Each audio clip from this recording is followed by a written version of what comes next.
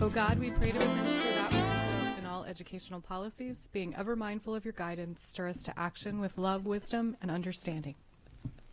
I pledge allegiance to the flag of the United States of America and to the republic for which it stands, one nation, under God, indivisible, with liberty and justice for all.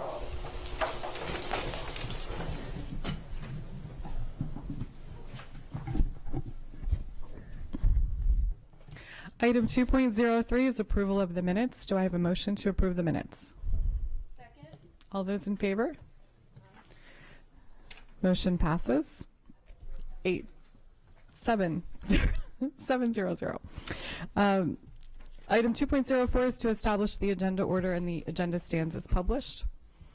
Item 2.05, we have 2 recognitions this evening, and the first will be presented by Carol Ann McCurdy.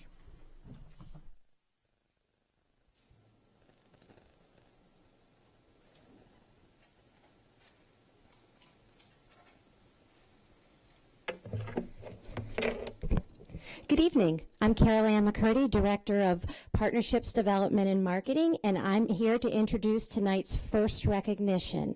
This time, may I ask Dr. Arlotto, Ms. Korbelak, and members of the board to come to the front of the dais.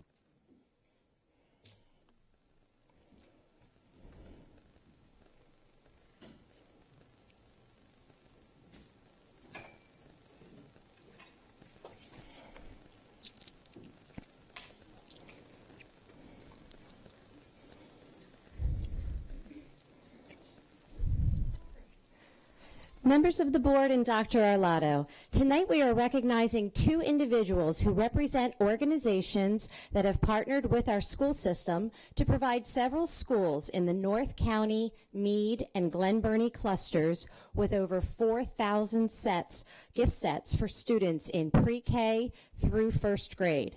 These creativity totes, which included Paw Patrol and Disney Princess items, such as markers, crayons, stickers, stamps, and a pencil case, were donated by the U.S. Marines Toys for Tots program and were delivered by employees at BWI Thurgood Marshall Airport. Despite multiple snow delays, including a major blizzard, a dedicated group of volunteers, U.S. Marines, and BWI employees helped to organize these gifts on pallets, load them onto trucks, and deliver them to schools throughout the northern areas of our county. In addition to the deliveries, 3 lucky schools were visited by representatives from the U.S. Marines and the airport. You may recall seeing Mr. Ricky Smith, CEO of the airport, and Captain Pete Smith from the U.S. Marine Corps on WBAL-TV as they greeted students from Van Bocklin Elementary before airport employees and Marines handed out the creativity totes to each student at an assembly for the primary grades. Following that visit, Captain Smith and Kim Davidson of BWI also personally delivered these gifts to our students at Marley Glen and Ruth Parker Eason. In addition to the creativity totes, Toys for Tots has also provided hundreds of batteries to Marley Glen to power equipment there, with additional deliveries scheduled for our other special centers. As Mr. Fennessy and Captain Smith come forward, please join me in thanking them not only for their part in this winter's delivery of toys, but in the many ways both have actively supported our schools and been partners in the education of students throughout Anne Arundel County.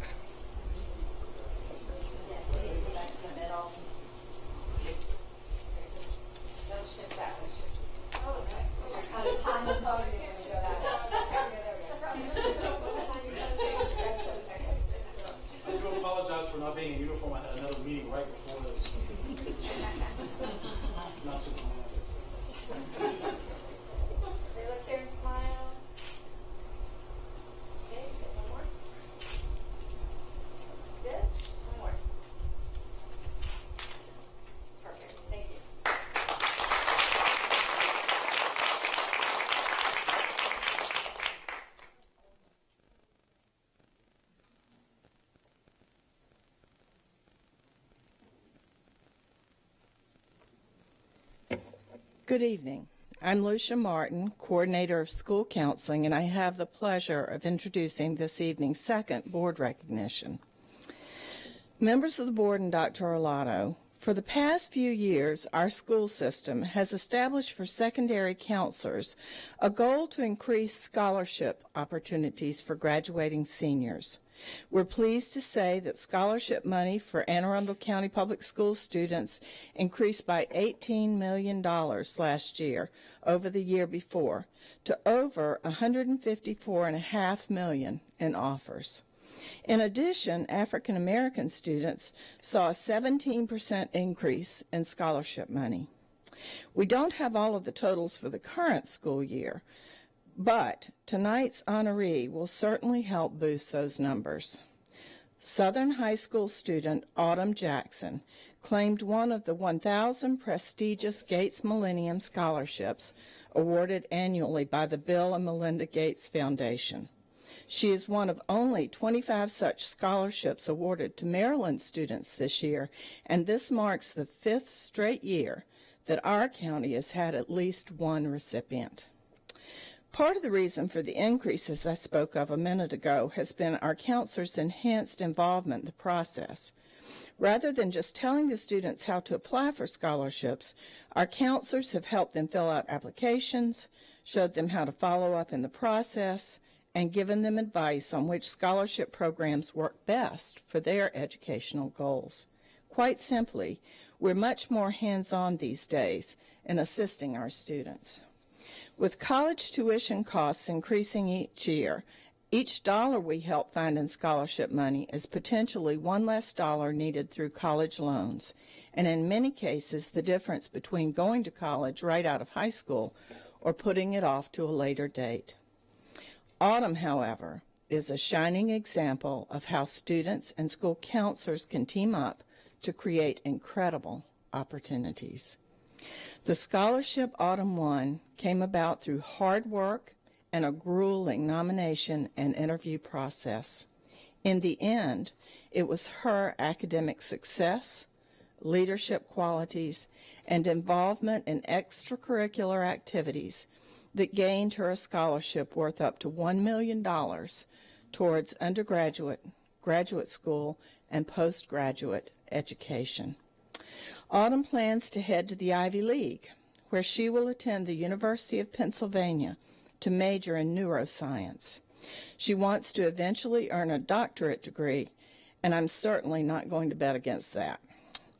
The goal of the Gates Scholarships Program, founded by a $1.6 billion grant from the Bill and Melinda Gates Foundation, is to promote academic excellence and to provide an opportunity for outstanding minority students with significant financial need to reach their highest potential by increasing the representation of these target groups of students in areas like computer science, education, engineering, and public health, and providing seamless support from undergraduate through doctoral programs. We are certain that we will be hearing great things about Autumn in the years to come. As she comes forward, please join me in congratulating this outstanding student on her success and on the outstanding way she represents Southern High School and our school system.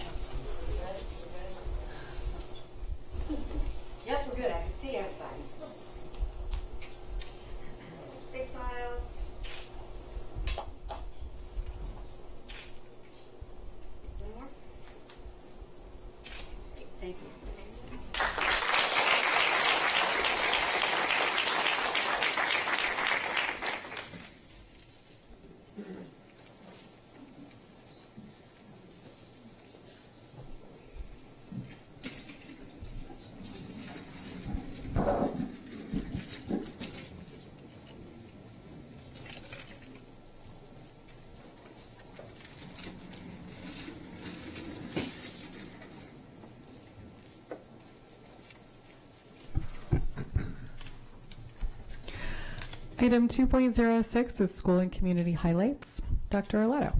Yes, thank you. The lengths to which our people go to help children is truly amazing. And I have something tonight that showcases a story that shows that brilliantly.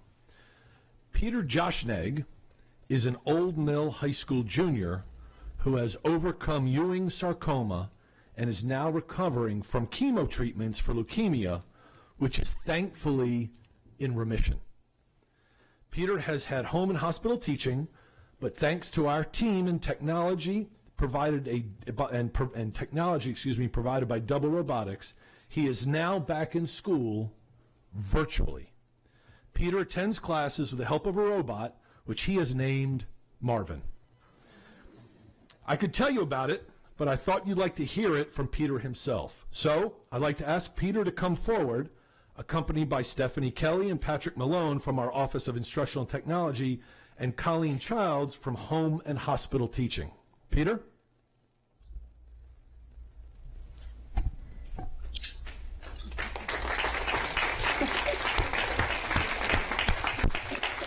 Thank you very much. Pardon me, I'm a little bit slow.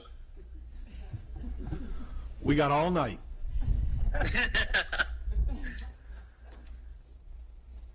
Hold up. You want the white? Yep. Perfect.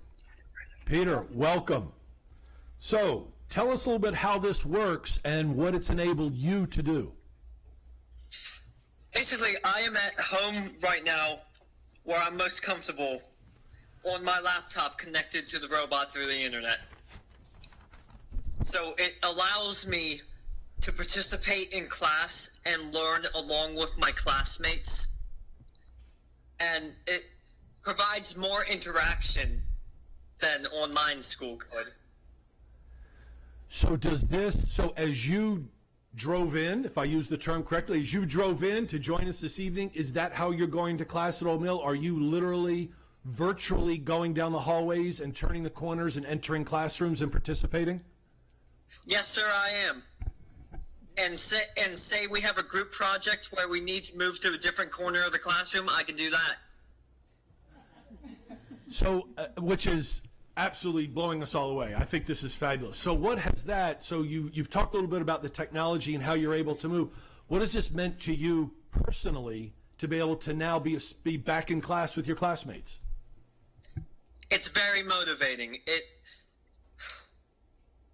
I'm a people person, but not only that, is being able to ask my teachers for help when I need it, rather than kind of type at them and they type back, makes it, and they can show me at the same time, makes it so I'm able to learn much easier. Fantastic, and I think maybe some of the board members have got questions. Peter, did you have to get a driver's license to drive Marvin? No, I got my driver's license only 2 weeks after getting Marvin, so. Okay. Was it easier to get the license or to drive Marvin?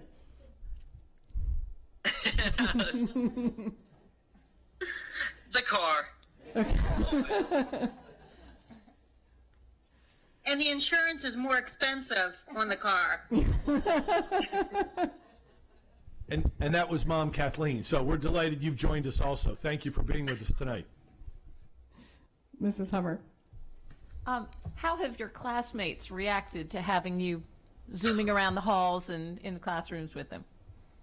Everyone who knows me, it's like an extension of my being. They treat the robot as if they treat me. So I'm able to continue my friendships, whereas I was isolated before this. Mrs. Birch. All right, this might sound weird, but do you watch The Big Bang Theory? That's the only other time I've seen anything like this is when Sheldon did this. Almost everyone, the first time they see the robot, they say that. Yeah. But you did see that episode where he didn't want to leave his room, right? And he made. I think so. Big Bang Theory was one of the shows that it seemed to always be on TBS when I was in the hospital, so I watched so much of it. All right, well then you don't have to look for the episode. That's okay. Dr. Frank? I want to say thank you very much for being here, and I want you to spread the word on to other members of our school system that you clearly have what my father said to me. You have great enthusiasm for learning. Thank you. Thank you very much, sir. Luckily, I have wonderful teachers. Mrs. Hummer? And they make me want to learn. Thank you. Thank you, sir. What all was involved in getting this set up? How difficult was this for the team to get this set up for I'm Stephanie Kelly people? from the Office of Instructional Technology, and Mary Talar and I were at MSDE, and we saw this, and we said we just have to bring it to Anne Arundel County Public Schools. We have to. So with contact with Colleen, Patrick and I, Colleen told us about Peter, and the three of us went out to Old Mill, and everybody was on board. I'm going to say the principal there, all the teachers, they were just so happy to provide this for him.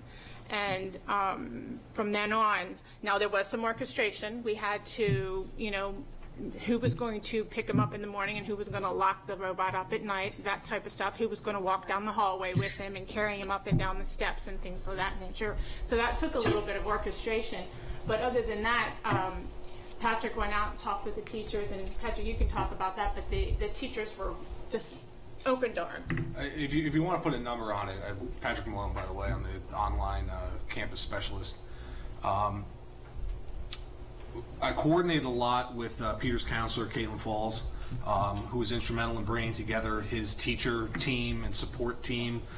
We found that Peter's track coach, Carrie Climbs, who's also a counselor at Old Mill, was willing to secure and store the robot. Basically, we had a couple communications over a couple of days. I went into Old Mill, met with the team that they had assembled, showed them the operation of the robot. One of the things is it's very user-friendly. The entire software behind it's web-based, so it was very easy for both Peter to pick up and for the team to understand the basic operations of it. I'd say it probably took about an hour and a half for them to hash out kind of all the itemized, like Stephanie mentioned, where it's going to be stored, what are the operating parameters of it. One of the things is that Peter was being stored on the lower level of Old Mill. So the Marvin being only 15 pounds, it's very easy for any human being to pick up and move. So his, was Jake your friend? Yes, sir. Yeah, Jake is able to carry Peter from up the stairs. He's probably the only. Well, you said he could lift you anyway, right? So he's 6'1" and he makes a show of lifting me up anytime we hug. So, so it's very easy for him to be mobile. And like I said, you had an extremely willing and competent team that was able to come together to set everything in motion. And one of the things that I'll say that the team at Old Mill has been instrumental in is that, when we can bring in more of these, when we need to deploy this again in Colleen's realm, we have a framework now that can be replicated very easily. And it didn't take that long, honestly, to put together. And with partnership with technology, I got the email today that they've agreed to buy us 2 more. So we'll have a total of 3 for the county. That was my next question. Do we have plans? Do we have other students that we think could benefit from this and could bring them back into the classroom? Definitely. It's great. It's very cool. Mrs. Sasso? What is the cost for each one of these systems, and at the same time compare it to if we had a hospital nurse or a hospital teacher that had to go to the class to see the child? So the cost of the robot, including the iPad and all assemblies, is about $3,500. And I can let Colleen talk about to have a home teacher for a school year would be close to over $7,000. So the return on the investment is just A-okay. Peter, has your track coach let you run Marvin?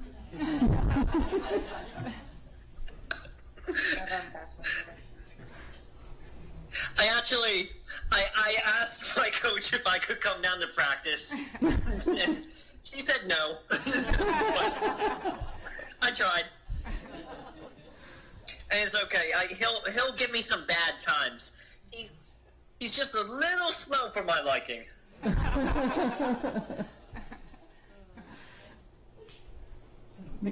I don't think I have any other.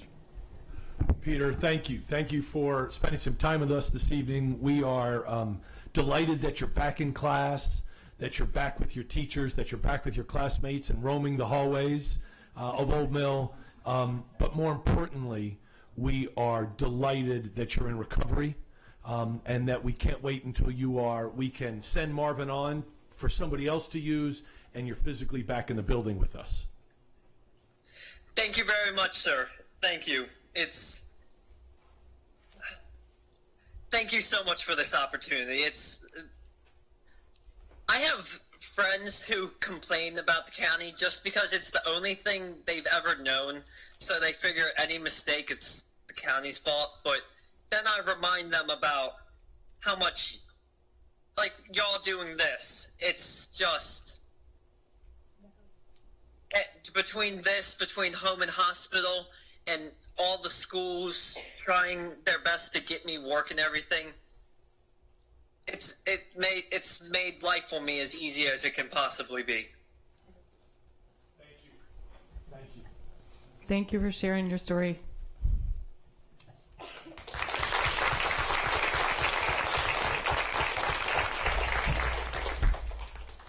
That was a bow, by the way.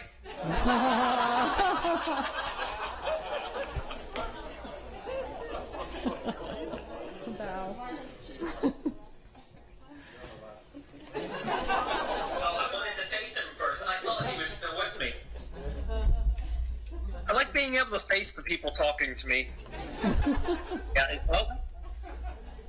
It's that my parents gave me the whole look at someone's eyes when they're talking to you. Yeah. Thank you. Take care, everyone. Thank you all so much. Bye.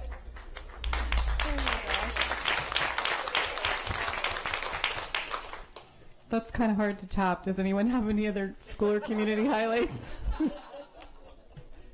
Mrs. Hummer. So last month we had a great presentation on how AACPS is supporting our students' paths to college and careers. And it was such an impressive array of programs and variety of options that we have for our kids. And since that presentation, I've had the pleasure of being part of the recognitions for a whole range of those career readiness options. First at the Student Recognition Program for completers at Cat South, and then for the IT3 program in conjunction with Anne Arundel County and with North County High School and Anne Arundel Community College. And it was so impressive to be with all these kids and celebrate what they've done. I mean, Cat South, we had certified nursing assistants and beginning electricians and Cisco certified computer programmers, and all of these kids that are ready to hit the ground running. Just a huge congratulations to all those students and their teachers and the staff of AACPS for creating such innovative, great programs that gives them all such a heads up with what they're doing. And so I've thoroughly enjoyed them. Looking forward to all the other graduation ceremonies coming up and seeing and hearing where all these kids are going to be going. Mrs. Pickard. On May 5th, I had the opportunity to congratulate 181 elementary student researchers at the Elementary Science and Engineering Fair. It was a really, really exciting night to see all 181 third through fifth graders be so excited about their science fair projects. I just wanted to say special kudos to Ms. Sluskin and Ms. Espinoza and Terry Showers and Valerie Wesner for coordinating that effort through our science office. Well done. It was really exciting. And then, sorry. And then I also had the honor and privilege to tour Old Mill North and Old Mill South middle schools with our advanced studies team and STEM office. to see the IB programs and the STEM program at both those middle schools, and it was really, really, really exciting to see what's going on in STEM. And I had a really special opportunity to have the 8th grade IB personal projects presented, which was, a couple of them were incredibly powerful, and it was a really, really great day. So thank you for that opportunity to everybody that was with me. Dr. Arlotto. Yes, ma'am. Thank you. I had a very, very unique opportunity to attend the graduation of our work-study students at NSA. And so I do want to thank our board members. As you, this time of year, it's a busy time of year. You're out many evenings and weekends attending, as you've heard, some of these wonderful events as we celebrate our students and our staffs. And this was a particularly unique. I've never been to NSA. It takes about an hour and a half to get through the security. And one of the unique things is that you have to leave your cell phones in your car. And so we've got about 100 students a year that participate. And when you think of work-study and NSA, you usually don't make that connection. But they've got a work-study program. There's 156 students involved in this year's class that graduated today. About 100 of those are Anne Arundel County students. There are 8 jurisdictions that send students to do work-study at NSA.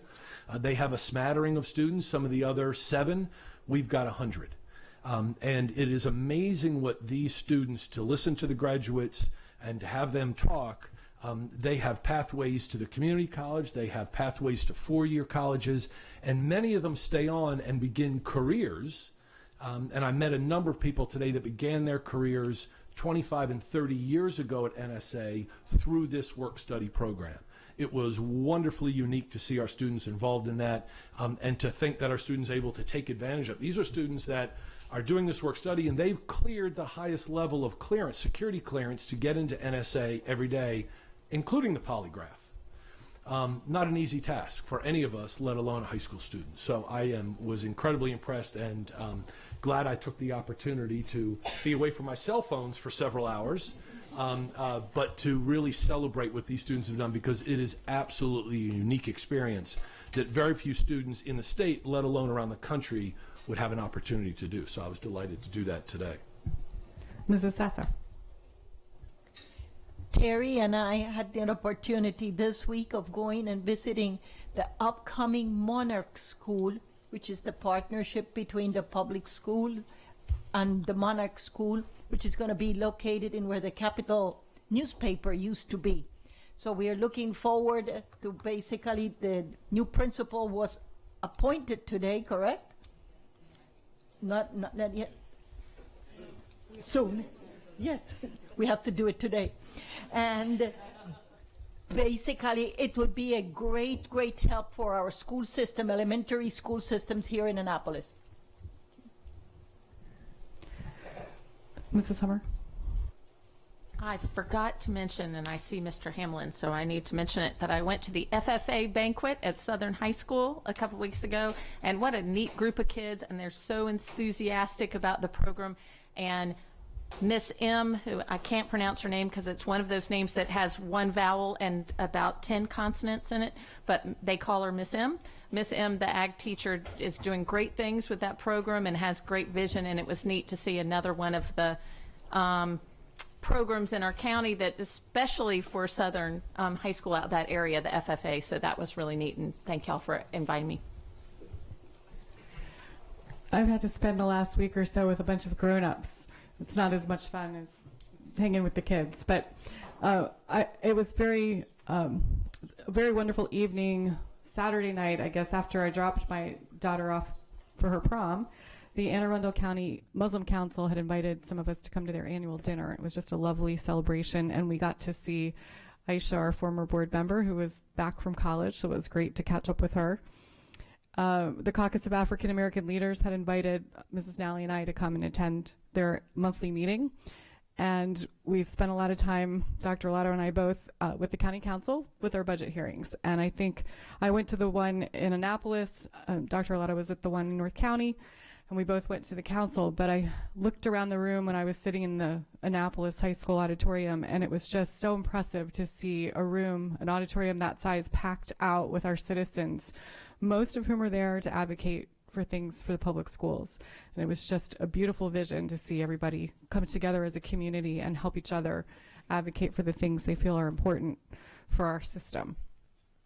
I did get to go to Chesapeake High School. There were some students that were raising money for pancreatic cancer with their Chick-fil-A leadership program. So they asked me to be a guest judge, and I promised I would give a shout out to Spence and Matt's spicy chili. They were my favorite, and they turned out to be the best chili. They won the whole contest, and they told me they just threw a bunch of stuff together in a pot, and it worked. But I'm not sure they can recreate their recipe.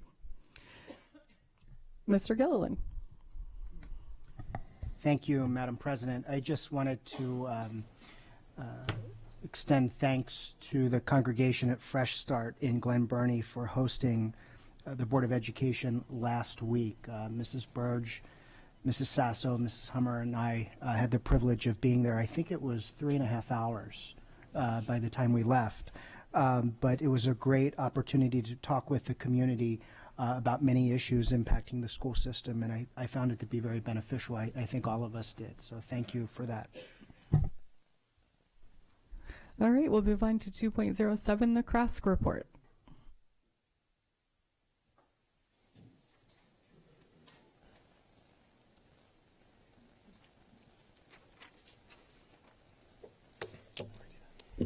Good evening, President Korbelak, Dr. Arlotto, and members of the board. My name is Michael Moore. I am a Severno Park Jr., and for the next day and a half, I still get to be the second vice president of the Chesapeake Regional Association of Student Councils. This Friday at Chesapeake High School at 10 o'clock a.m., Krask will host the election of our 2016-2017 officer team. This year's election is distinctive in several ways. There are several students running for re-election, and there are also a few that are running unopposed. I'm inclined to think that this is indicative of how much we enjoy the Krask experience. Instead of moving on, students would prefer to continue their service. This has been an extremely interesting school year for us because we have had so many unique opportunities as leaders. Some of our most compelling causes this year have been teacher compensation, student board member voting rights for other counties, and transgender issues. It looks like that step increase is a pretty distinctive possibility at this time. Governor Hogan signed the bill to expand voting rights in Montgomery County, bringing them even closer to full and equal vote on their board. And just this week, the U.S. Department of Education issued a memo regarding the education record of transgender students. It is wonderful to be a part of a youth movement and actually see the change happening. While I'm not seeking re-election, I plan on working with the Krask exec staff to address next year's central issue, equity. Students seeking office for next year's offices are President Scott Howarth is running unopposed, our first Vice President, Alex McGrath and Jacob Baumgart. Your second Vice President, Christina Dyson and Josie Urea. For Secretary, Hannah Mitchell is running unopposed for re-election. For Treasurer, Mariam Chaudhry, Austin McAlexander, and Catherine Boisseau. And then for Middle School Coordinator, Miss Georgia Pickard. It's been an incredible year for me speaking to you on a monthly basis. I like to think I've become an expert on understanding the agenda and how that works. In a month, there will be someone else speaking for the students at this podium. Mr. Horstkamp will know this experience as well. As my final statement for the second vice president, I wish to remind us all that no matter the hardships, the changes in title, position, or rank, the opposition we may face, and the difficulties we may encounter, that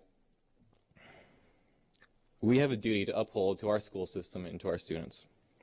And only through maintaining our duties and upholding our responsibilities can we create a lasting change that will better the students and the community at large. Thank you for the opportunity to grow and learn this role. Thank you for supporting Krask. And thank you for the opportunity to speak on behalf of the students of Anne Arundel County. Thank you for your service, too.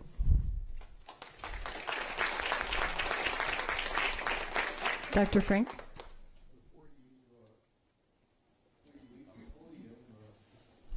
Could you tell us what your plans are for the future? Well, besides serving as co-chair for the Krask Executive Equity Committee next year, I'm also pursuing internships. I'm looking for the NSA job as well, and I seek to work in the government as well. I'm also really interested in doing varsity wrestling. I've always wanted to have a varsity letter, and working towards that has been my goal since freshman year, and I really want to do that. Like, I've been a mover my whole life, doing different things, and student government is just one door that I've opened, and I'm trying to keep it open, but looking towards new paths as well. And I mean, senior year, I just want to have fun and make it the best I can. Thank you. Thank you very much for coming. You're welcome, sir. All right. Thank you. Thank you.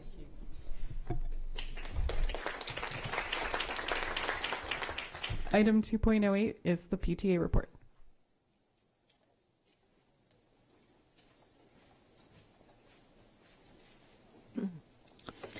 Good evening, President Korbelak, Vice President Nally, members of the board, and Dr. Arlotto. I'm Pam Pikowski, President of the Anne Arundel County Council of PTAs. During this past month, we've had opportunities to stand in unity with other stakeholders who, along with us, support, encourage, and speak on behalf of our 80,000 students in Anne Arundel County Public Schools. PTA was a strong force at both of the County Council public budget hearings, May 9th and May 12th. We were particularly impressed by the collective passion of the three students representing Crask, Scott Howarth, Jacob Baumgard of Arundel High School, and Christina Dyson of North County High School at the May 9th meeting, and the number of elementary school students who spoke on behalf of their schools and programs, but unfortunately I didn't get their names, on May 12th. From elementary to high school, all were extremely confident and well-spoken. On May 9th, Vanessa Rivera represented AACC PTA as she presented Northeast High School senior Bailey Clark with a $1,000 general scholarship named for philanthropist and PTA co-founder Phoebe Apperson Hurst. A week later, Vanessa presented the Kenneth Lawson Education Scholarship, named in honor of one of our former deputy superintendents, to Christine Schwartz of Severna Park High School. On Monday, May 16th, at our last general membership meeting of the school year, new officers were elected for the Anne Arundel County Council of PTA's two-year term to begin July 1st, 2016. We are pleased to congratulate those who will be leadership: President Allison Pickard, First Vice President Estefania Haller, Legislative Vice President Ray Leone, Secretary Vanessa Rivera, and Treasurer Christine Leach. We hope you've had the opportunity to enjoy the artwork on display in the lobby of this building. It represents a sampling of some of the Reflections projects submitted by students in Anne Arundel County. We thank Eleni Dykstra, AACPS Coordinator of Visual Arts, Christopher Whitehead, Teacher Specialist for Visual Arts, for their assistance in securing the space. Thanks also to our Council Reflections Chair, Elizabeth Ramirez, who matted and framed all of the pieces to set up the display. In fulfilling our mission, Anne Arundel County Council of PTAs joins AACPS community to engage, empower, educate, to promote equity and accelerated student achievement, to hold true that all children are capable of success, no exception. As always, PTA thanks you for these many opportunities to speak for every child with one voice. Thank you. Thank you. Item 2.09 is a special presentation supporting children in crisis.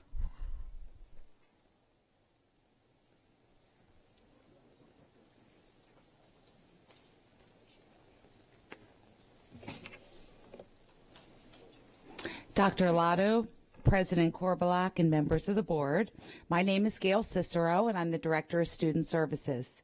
Catherine Gray, Clinical Director of the Anne Arundel County Mental Health Agency, and Dr. Pamela Brown, Executive Director of the Partnership for Youth and Families, are here tonight to provide a brief overview of a 4-year grant they received related to substance abuse and mental health services. Many elements of the grant support our work with children and families, and their response to our youth presenting with serious crisis is unmatched. Their efforts allow more children to be stabilized within their respective communities so that they can more fully participate and benefit from school. We are thrilled to continue our close relationship with both agencies, as it allows us to partner effectively to serve the needs of our most marginalized youth. At this time, Catherine and Pam will share a very brief overview of the grant project.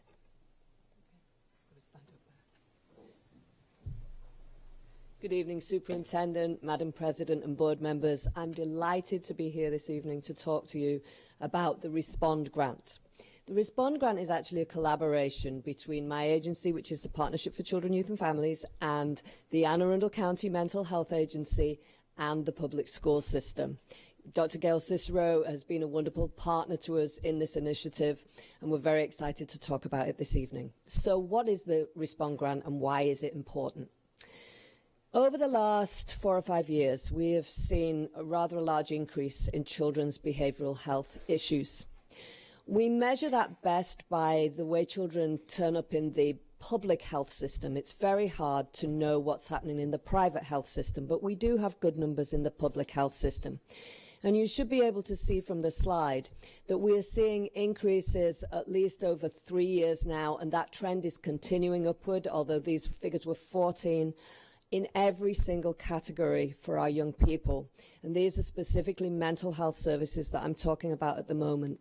You'll see that the highest one of all is our early childhood group, which should be the place that we are very, very concerned, because obviously those children are not going to be ready to come into kindergarten. So we'll move along. So what else do we know? Well, we know that very young children with serious mental health issues are presenting at pediatric emergency offices, in hospital emergency rooms, and in primary care offices in increasing numbers. We know from talking to your staff, actually, that behavioural health is an increasing issue in kindergarten classrooms. And there's been an increase in the use of emergency room visits and inpatient hospitalisations for all our youth. There's a whole set of ideas about what's going on and why. There's a lot of research being done. There's a lot of theories. There's certainly much more stress for families. We're seeing more poverty for families, an increasing gap between rich and poor. There's lots of suspicions about the use of technology and what that does to social and emotional skills for children, the amount of time that parents spend using technology rather than making eye contact and cuddling and loving their children. So there's lots of research going on about that. The truth is, what we know by our numbers is that there is an increase in behavioural health issues, and it's the highest at those early stages. So what's RESPOND? So RESPOND is, of course, an acronym, because we have to have acronyms: Resources for Emergency Departments, Schools and Police to Improve Outcomes, Engagement and Diversion. What's its purpose?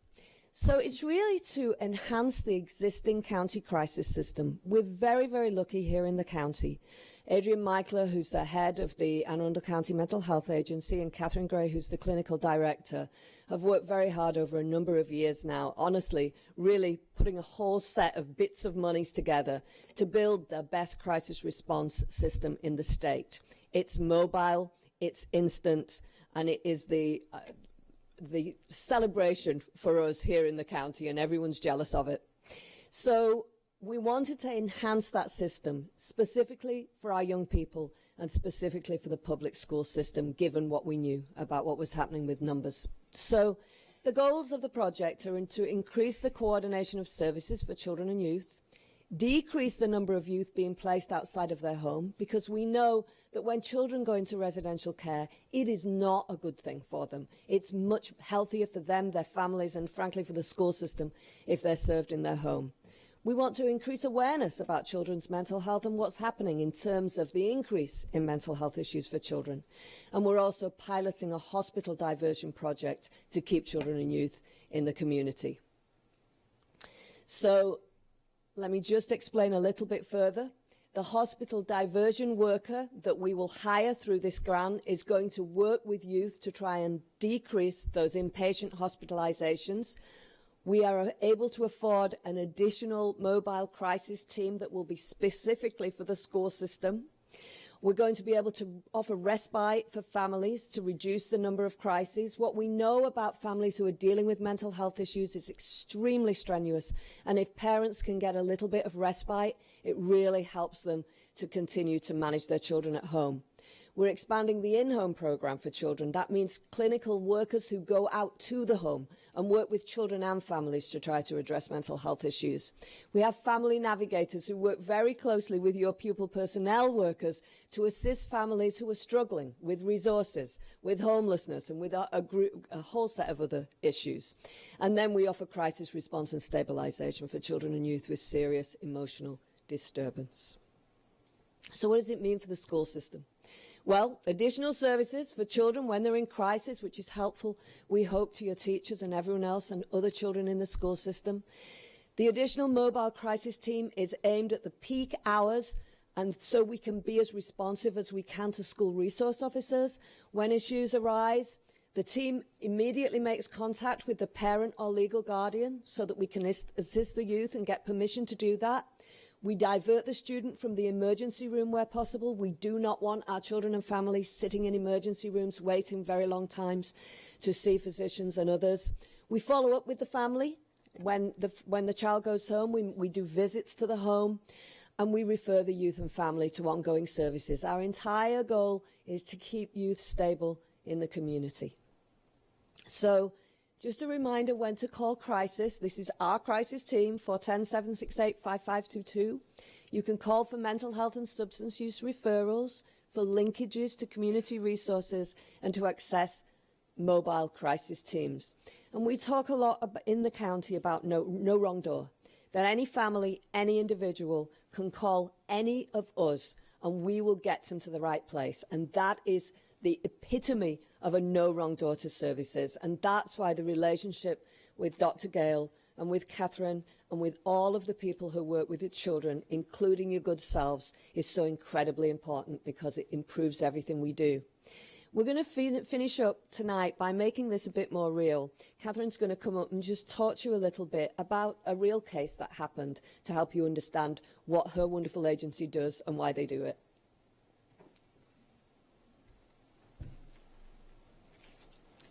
Good evening. Thank you.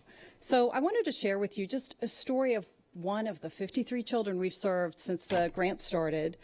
This is a youngster at Sunset Elementary School who mobile crisis was called by the principal.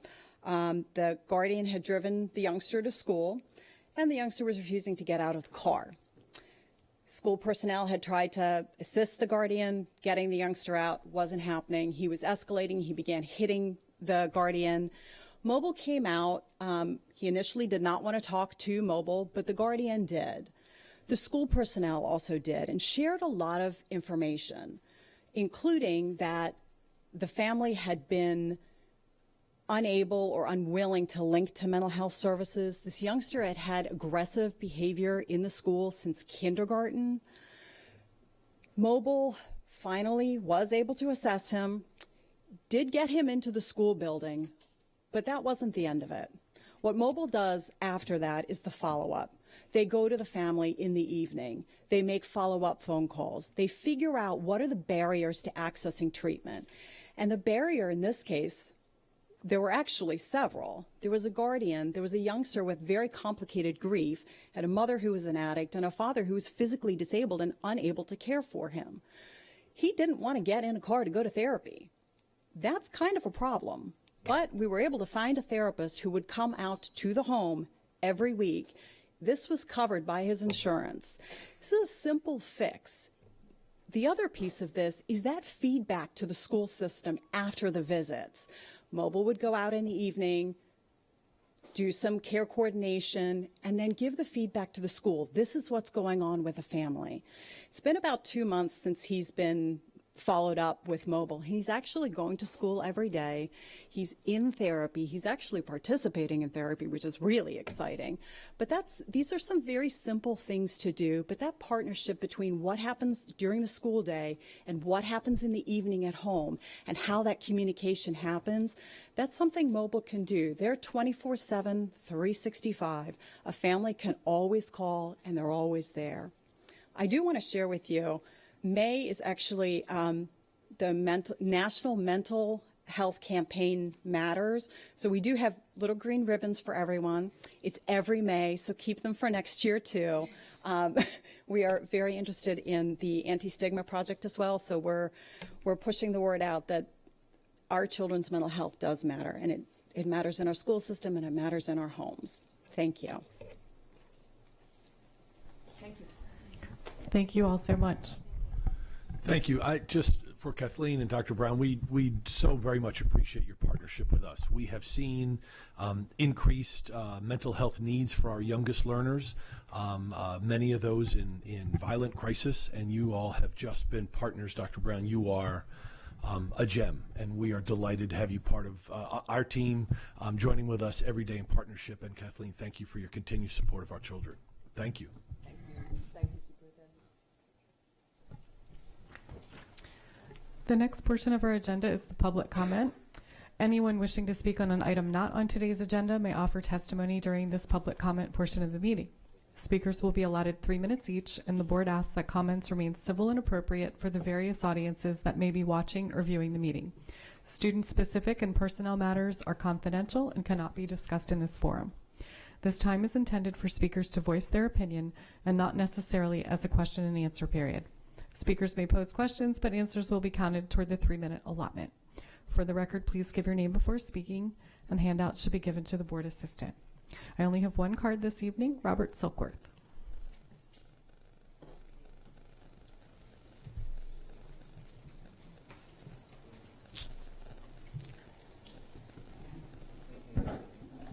Thank you. Good evening, ladies and gentlemen. President Corbelak, distinguished Board of Ed members, Dr. Arlotta. My name, for the record, is Robert Silkworth, chairperson of the High School Concerns Committee. On May the 11th, we did have our monthly High School Concerns Committee meeting at the TAC office, and it was a pleasure also to have Mr. Gilliland as our guest. My focus this evening is on 2 issues. First, I did have the opportunity to watch the presentation to this board concerning changes in grading regulations. I would like to thank Dr. McMahon, Dr. Kubik, and all of the stakeholders who listened to concerns and suggestions and who worked so hard to help draft changes. I do believe that the redo regulations as proposed will be both beneficial to students who will be charged with making some very wise decisions about what to redo, as well as for teachers whose workload will be diminished. I did voice some concerns at the ASI TAC advisory group about the 50% regulation. I understand that the 50% issue will be the focus for next year. The change to percentage grades has opened up many areas of concerns for our students, teachers, and administrators, and I would like to respectfully recommend that we make sure that current regulations are consistently applied in all schools. We continue to get some reports to the contrary. Current regulations, which do place the burden on the teacher to make a professional decision about whether or not a good faith effort was made by the student, should be enforced and respected. Consistency is so important. I look forward to future collaboration, and I'm confident that it will be beneficial as the changes proposed for the redo issue. As for the second issue, I respect each and every one of you, ladies and gentlemen, for the work that you do, but yet I do not envy your job, specifically the tough decisions that you must now make about compensations for teachers and staff for next year. In earlier testimony, I did say to you that once you had answers from the funding source, that you will still have to take a very close look at the budget to see what you can do to enhance the compensation for our great teachers. This year, teachers have realized the need to advocate for themselves and their families. This is evident in the turnout that we have seen over the course of this year. It may come down to program versus teachers, and I respectfully suggest to you that if it does, the wisest choice will be to honor the great teachers that we now have by providing the absolute best compensation that you can. I will be sending to you in a few days an email, as I always do, with the minutes for the May 11th meeting, and the email will also include some additional thoughts and suggestions for your consideration. Our next meeting will be on Wednesday, the 8th of June, 2016, in the TAC offices on Riva Road at 3:40 p.m. All are welcome. We will have Boston Market food for anyone that shows up. As I end, I always give some kudos, and I have to this evening. It has been a great evening for me to be here. I have to say this, folks. I would like to, I originally had thought about giving kudos to all of the members of the class of 2016 in all of our high schools for the greatness that they have brought to Anne Arundel County Public Schools, and certainly best of luck to all of them. I would also like to extend congratulations to the young lady, Autumn Jackson, for an amazing award. We've been lucky at North County to have some students that have gotten that also. And then lastly, Peter from Old Mill. I admire so much his courage, his enthusiasm, and his inspiration. He said his teachers make him want to learn. And I think that across the county, I think that's true of all of our teachers. But what he needs to understand, Peter needs to understand that he makes me want to teach. A wonderful young man. And by the way, Dr. Arlotta, I just thought I would mention that I understand that Marvin's brother is available. And as I get older, you know, it might be that I might need that next year. And If you could make that happen, I'd be willing to call him George. Mr. Silkworth, your children need to have you in front of them, not virtually. So I would never do that to you. You could not be replaced by an iPad, I assure you.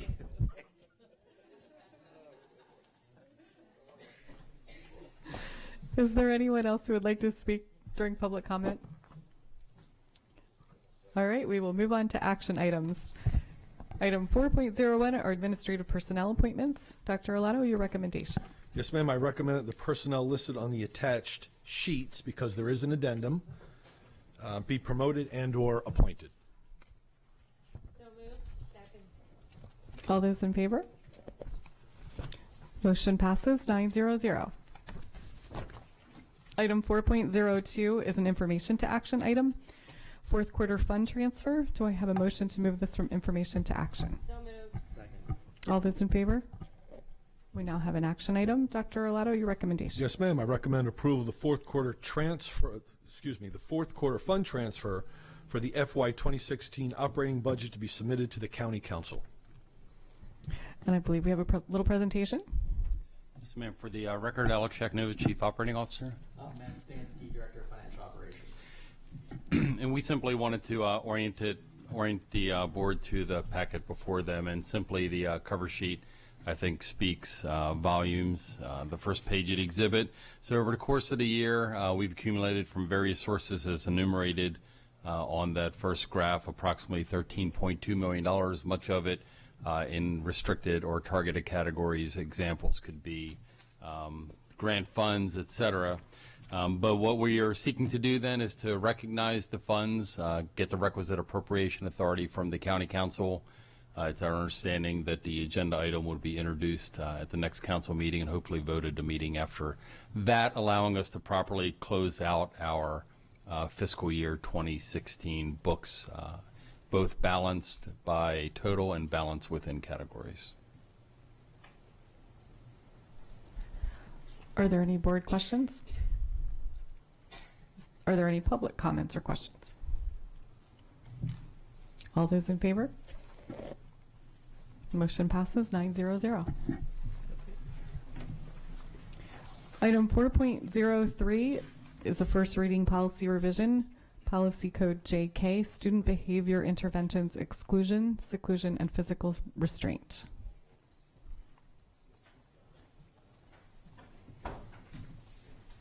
The Department of Special Education, the Department of Student Services, and the Office of School Performance bring policy JK to you for first reading. This policy was last updated February 15th, 2006, and it establishes definitions and procedures for student behavior interventions in accordance with COMAR. We will post it on our website for 30 days for public comment, and we welcome any questions you have regarding this policy and regulation. I don't have any board questions. Well, I do, Mrs. Burge. So I guess my question is on under procedures. It's actually on the regulation, and it's about the restraint part or exclusion. So right now it says that each period of exclusion shall not exceed 30 minutes, and then it said following each 30-minute period they would review the ability to return, and that's been crossed out. So will it still be reviewed or is it just, it's not a set time at which they would be? Exactly. It would be reviewed continuously throughout the process. Okay. And in terms of, I mean, the physical restraint issue is one that you hear about in the news all the time.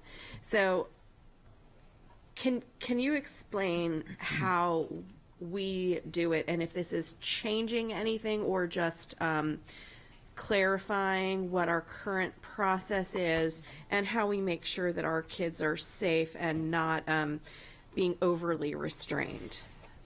This is not changing anything significantly. It is clarifying for school staff and all of us. We have used for many years in this county crisis prevention protocol that is a 4-day training for the trainers and then a 1.5-day training for anyone utilizing it. Staff are recertified every year with a half-day training. This CPI is used throughout this nation. It's the most popular and well-received protocol. We typically, the bulk of CPI training, 95% of it, is positive behavior intervention. It teaches instructional staff how to de-escalate situations, and then the remaining 5% teaches them how to, if they have to put hands on a child, how to do it safely to prevent harm to the child or harm to the adults. So it's a very structured program. We have 30 trainers going through the 4-day training currently this week. It's been very effective so far. And I haven't ever noticed us in the news. Absolutely. We intend to keep it that way. But we haven't really had a problem here in our system. We have not had a problem. Okay. But we work very hard to make sure that everyone that understands, and that's part of the point of the clarification here, is so that people understand, if I have not been certified in CPI, I don't do this. I don't touch a child. Okay. I make sure that someone is present who can. Excellent. Thank you. Mrs. Summer. Is there a minimum number of personnel at a school that are trained in CPI, or is it based on the size and needs of the school? It's based on the size and the needs of the school. And we train throughout the year. Typically, there are a minimum of 9 and a maximum so far of 18 countywide training opportunities. And then we also will train if a school, from time to time, we have a school with specific needs that they need to have more people trained. We'll go in and train individually. And by we, I mean the whole system, student services, special education, curriculum and instruction. It's a shared partnership. Are there any public comments? All right, so this will be posted on the web for 30 days? Yes. Thank you. Thank you. Thank you.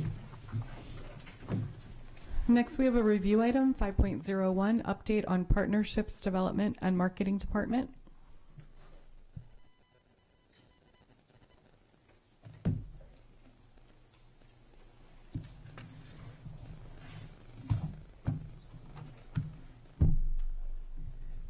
Good evening again.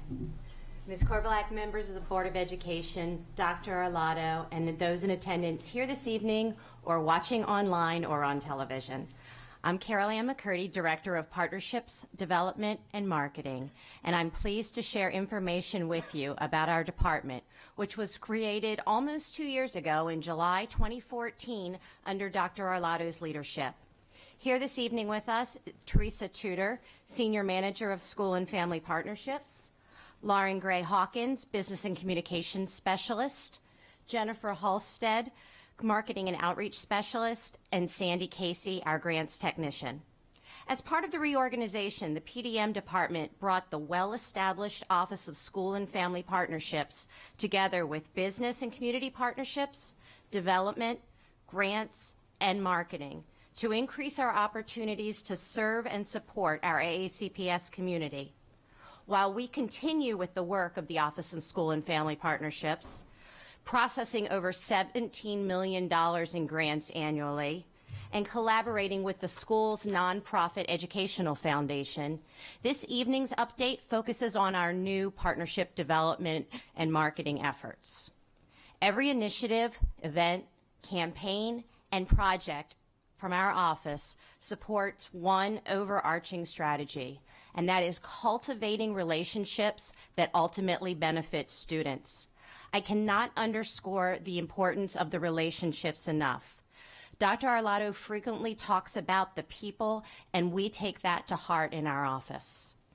Before providing you with a glimpse into the work of our office, it's important to note that having a focus on marketing in a large public school system is an innovative concept. As we built the new office, hiring knowledgeable and professional staff from both inside and outside AACPS, we did quite a bit of research and reviewed the Hanover study commissioned in 2014. What we found was that this new focus on marketing in AACPS is not the norm for public school systems. Sure, there are individual schools, especially private schools and those in higher ed, that have been marketing to attract students and donors for decades. But a system with 130 schools and education centers serving over 80,000 students, there are just not any models out there, which makes this journey all the more exciting. So when developing our own strategic plan for partnerships development and marketing, we were inspired by Simon Sinek's TED Talk about the Golden Circle, a model for motivating others to follow your cause. In this popular video, Mr. Sinek explains that every single organization on the planet knows what they do 100%, and some even know how they do it. But very, very few people and organizations can explain what he calls the why. What is your purpose? What's your belief? Why should anyone care? Whether asking someone to buy a product or join a movement, to inspire others, it's important to communicate the why from the inside out. So to help our school system identify and communicate the why, this Board of Education and Dr. Arlotto charged the new PDM department to market the school system. Unlike traditional marketing efforts, we are not trying to increase sales. Instead, we are cultivating relationships that benefit our students, employees, and community. Driven by Sinek's Golden Circle, our work has focused on forming an emotional connection between the community we serve and the school system by putting a face on the statistics, the scores, and the dollars behind our 80,000 students. When we tell our stories, we form a connection with one another and help the community understand the reasons behind what we do in the school system, our why. When starting out on this journey in July 2014, we mapped out our plans to cultivate the relationships that ultimately benefit students. As we developed a variety of new tools, strategies, and activities to tell our stories and build relationships, marketing and storytelling have been the core of all that we do. Initially, our efforts began with increasing awareness about the school system and its many programs, initiatives, and offerings. We cannot expect others to know the stories of AACPS if we don't know the stories ourselves. Launched in September 2014, the monthly showcase shares information about the departments and programs that serve students daily throughout the county. By providing our various offices and programs the opportunity to share information in interactive, interesting, and sometimes amusing ways, we are helping to tear down the silos that are commonplace in large organizations. By customizing the marketing support we provide to each monthly showcase participant, including developing content and social marketing campaigns, we assist with the creation of tools and resources that they can use to continue to promote their work in the community. We added the behind-the-scenes story and video series to take the storytelling to a deeper level by giving up-close and personal look at some of the positions in the county that may not get as much recognition as others. Behind the Scenes is widely shared with our employees and is also available to the public through our AACPS website and AACPS TV. Through monthly showcase and behind the scenes, we are providing stories that can be shared with colleagues, friends, neighbors, family, and community members. As we look to tell the stories of AACPS to those outside our organization, we wanted to maximize some of the communication tools our department uses, as well as partner with other offices to disseminate information in the most effective ways. We have used our websites and developed social media plans to leverage the power of AACPS TV and the system's many social media followers. We also built in ways to cross-promote our stories and campaigns. As a result, our articles and videos have been shared via email, Facebook, and Twitter, and have hundreds and in some cases over 1,000 views. The Faces of AACPS campaign, which was launched in mid-February of this year, encourages current and former students, employees, parents, and community members to share their stories about their experiences with the school system. This provides an opportunity for anyone with a connection to the school system to submit an article and photo that will be posted on the site. This site has been visited over 4,200 times, with some stories having over 700 views. While many of our efforts involve telling our stories and sharing them out, Faces actually does the reverse. What we're doing is creating a platform and inviting those stories to come in. As the campaign continues to grow in popularity and evolves, it will become a searchable archive of our school system successes. It gives our community a forum to celebrate their connections to us and demonstrates how we are all part of the larger AACPS family. Just recently, we celebrated Teacher Appreciation Week and invited people to donate in honor of a teacher and participate in a Facebook challenge to tell us which teachers in our county are AACPS awesome. We received over 2,800 nominations from individuals who told us about their favorite teachers. In addition to sharing compliments and accolades about our dedicated and talented educators around the county, this campaign also helped us raise $5,000, which went directly back into our schools. We consider it an honor that our department is responsible for managing the recognition programs, such as Excellence in Education Teacher of the Year selection process and event, the Maryland State Teacher of the Year program, the Washington Post Teacher and Principal of the Year contests, the WISE Tribute to Women in Industry, and 2 business partner recognition programs. These are some of the most amazing success stories our school system can share with others, and we have significantly updated all of these programs to improve the experience for everyone involved. While we continue to refine and expand our storytelling efforts, we also work to build relationships to help our parents, students, employees, and community partners feel connected to AACPS. Earlier in this presentation, we talked about the why and how marketing is at the core of everything that we do. While we have taken every opportunity to share our stories and market AACPS to our various stakeholder groups, we have also been working to define our AACPS brand. So what is a brand? Simply put, our brand is a promise. It tells people what they can expect of us and how we are different. A well-defined and well-communicated brand adds value. Why would a non-consumer organization, like a large school system, need to brand? A brand communicates the qualities and attributes that are the essence of our school system and the opportunities that set us apart from others. Our brand can help create a more connected constituency and build invested relationships.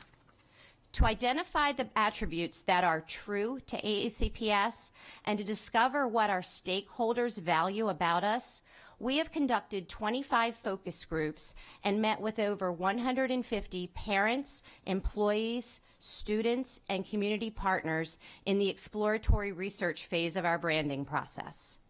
Next, we will enter the quantitative research phase, where we will test the attributes valued by our focus group participants with the greater Anne Arundel County community. Later, we will analyze that data to see what resonates with the community at large as being important and unique. We will then work collaboratively to identify the brand and begin to develop strategies and tools to communicate and support these qualities system-wide. All the while, these marketing and branding efforts keep coming back to the relationships we are building and cultivating and the opportunities we are creating. To welcome our newest educators to AACPS and to introduce them to their new community, we hosted the New Teacher Networking Series, social events that begin in the summer and occur throughout the school year to help our new teachers feel more connected to our school system and to each other. Additionally, we held the first New Educator Expo during the week of New Teacher Orientation and invited local businesses and organizations to share information and swag with our new teachers. PDM also provides support to some of our own AACPS offices to help them with their marketing efforts. We collaborated with the Office of Equity and Accelerated Student Achievement on their School 203 initiative, and with a group of Leadership Development Institute alumni who coordinated the first AACPS Speaks event at Maryland Hall. Through the monthly showcase and behind the scenes, we have also worked with various offices, such as Digital Media Services and co-curriculars, to help promote their programs. Teachers are always developing ways to engage their students. In PDM, we strive to engage our employees. Less than 1 month after the department was established, the first employee giving campaign was launched. Initially created to increase awareness for the 21st Century Education Foundation and the school systems programs, it has become a way for central and satellite office employees to make tax-deductible donations in support of our schools, programs, and students. Events are the perfect opportunity to cultivate those beneficial relationships, and PDM is fortunate to coordinate several events during the year, as well as contribute to events hosted by other organizations. With our partner, the 21st Century Education Foundation, we have expanded the networking breakfast with the superintendents and have even created more opportunities at that event for individuals and organizations to connect with our schools and our programs. We have also developed a spring reception, Anchors Away, which affords business and community leaders with an exclusive networking opportunity with key school system officials. While we only had the chance to participate in the Community Foundation's Great Give in its final year, May 2015, this 24-hour multi-location event helped us engage a variety of stakeholders in many different ways. As I said earlier, PDM's strategy is to cultivate relationships that ultimately benefit students. Nothing speaks to this work more than the business and community partnerships that have been established and nurtured over the past 2 years. Benjamin Franklin once said that an investment in knowledge pays the best interest, and we are fortunate to have so many individuals, businesses, and community organizations wanting to make an investment in our students and schools. Whether it's providing opportunities for student interns, inviting a class to participate in job shadowing, conducting mock interviews, serving as guest readers in elementary classrooms, or making donations, our partners are making a positive difference in the lives of our students on a daily basis. Some of our partners immediately know they want to immerse themselves and offer the world to our students and schools. Others are more tentative, and we work with them to find the best fit for their organization. Whether they put the pedal to the floor, or want to take things slowly, PDM works to develop powerful partnerships that will endure. I wish I could say that we have painstakingly mapped out our route and every mile has been planned to the smallest detail. While we have been strategic in our work, to be honest, some of our turns have been unscheduled and we have taken some detours along the way. Much like a road trip, though, some of the sights and experiences that were not on our itinerary proved to be the most rewarding. When we've hit a roadblock and had to change direction, we seem to end up in an even better place with a much better product. Thank you for requesting this update, and thank you for your continued support of our students and schools. It has been a professional and personal privilege for our department to shine a light on our people. Whether we are showcasing our students, our teachers, our programs, or our partnerships, every opportunity to market AACPS to the community has been a true honor for us. Thank you, Carol. Do we have any questions from the board? I just had a brief question. We've got so many great stories to share. How are we trying to get those out to the general public, to bring them in, through the web? Yes.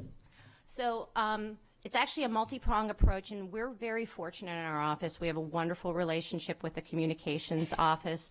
We work very closely with Bob Mosier and his team to highlight certain stories that we want to get out through social media. So as an example, we have our Faces of AACPS campaign. When we get a story in that we think is going to have mass appeal, or something that might piggyback onto something else that's going on. For example, this month, Teacher Appreciation Month. If we got a really fantastic story in about a teacher, it fits right in with the season so to speak. So we then work with his office to either tweet out or Facebook out a message with a link to that. And then internally, we're also sending certain things out to certain partners. So if we know, for example, earlier we were talking about the STEM office. Ms. Hummer went to visit Old Mill and was talking about STEM. We have a list of STEM partners. If something really interesting comes into us about STEM, we will push that out to a targeted audience. Great. Mrs. Nally. Well, I want to thank you for all you do and give a shout out for Anchors Away. I attended last year and I just signed up for this year. I encourage my fellow board members to go. I was able to meet so many business partners on that boating event. It was fun, but it was also enlightening, and they really enjoyed talking to board members and to interact and so it was a great event, and I would encourage everybody to sign up. Well, I want to, if I could add to that, and thank you very much for your participation last year in that event. What we're trying to do is just create some unique or different events that will appeal to different audiences. That particular event, as you know, was really focused on having a small number of people in a place where they were going to be for 2 hours and there was no way of escaping early. And the networking opportunities as a result were really rich. Mr. Gilliland. Thank you, Madam President, and thank you for this. I almost am speechless that the presentation was that good. But I want to also extend a thanks to Dr. Arlotto. Just about every one-on-one that we've had, I've asked about this, and I know prior to me coming here, the board has really expressed an interest in this with the superintendent. I have said before, though, that telling our story is something that we need to get better at doing. I know we're, in essence, of being as advanced as we are, relatively speaking, we're pioneers in this area, but we still need to get better. And kudos to everyone for getting us to where we are now. I think we've been very good consumers of information, both internally among the schools as well as external information that's coming in. But I think we just need to be better at being providers so that we are not letting, and no offense to our friends in the media, but we're not letting them tell our story. We're telling our story. And I think other school systems are going to look at us, not just in this state, but nationally as being the model for this. I also, have to say kudos to our communications department. I think Mr. Mosier and his team are second to none. And I think they do a great job. All that being said, my question, are we going to get a website that is updated and puts us into this decade? The answer is yes. And so we are, and certainly Carolyn, you can jump in, but we're in the process of working through that with a group and a contract. We don't have anything yet to bring forward to the board, but the answer is yes, we're working on moving to ACPS 2.0. I appreciate that because I think we do you guys really do a great job on the social media side. Certainly, sitting up here and following Twitter of things that are happening, certainly Facebook and others, we're phenomenal at that. I just think the website is still a medium that's used by, it's cross-generational, and it's an area of needed improvement. So I look forward to those next steps, and I look forward to continuing to ask about that as well. So thank you. Thank you. Carolyn, I really do want to thank you and Teresa and your combined teams have just done a phenomenal job. There has been a lot of work in a very short period of time, in less than 2 years. You all have worked behind the scenes. Very few people know the names and faces and the work that's going on constantly. I had no idea as we developed this vision for this office that would involve me so much. And so I blame you for that. But you have created avenues for us to have those conversations. And I think the first place that we tell our story is by doing a fantastic job with our children every day. And we will continue to get better at that because that is that word of mouth. But one of the things that you've done is being able to develop these partnerships with our families, and Teresa and her team, as well as all of our business partnerships. Those folks are traveling in circles that we and educators are not. So we continue to tell our stories to each other and within our own circles, but you have broadened our circles.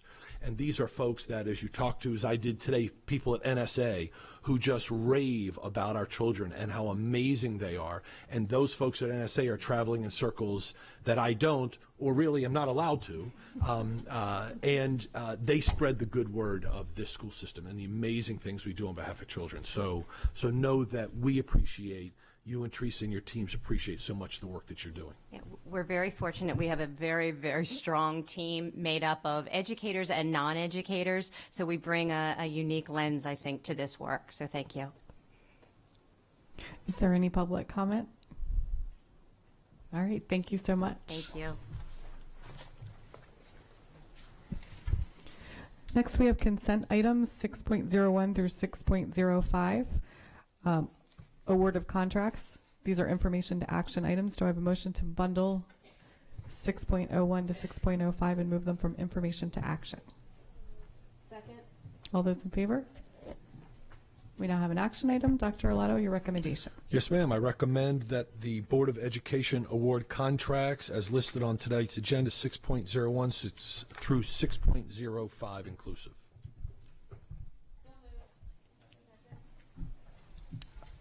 Are there any public comment? All those in favor? Motion passes 900. I just had a couple of announcements. The next Board of Education meeting is Wednesday, June 1st at 10 a.m. And the next Board Policy Committee meeting is Wednesday, June 8th at 1 p.m. And that concludes our meeting. Thank you.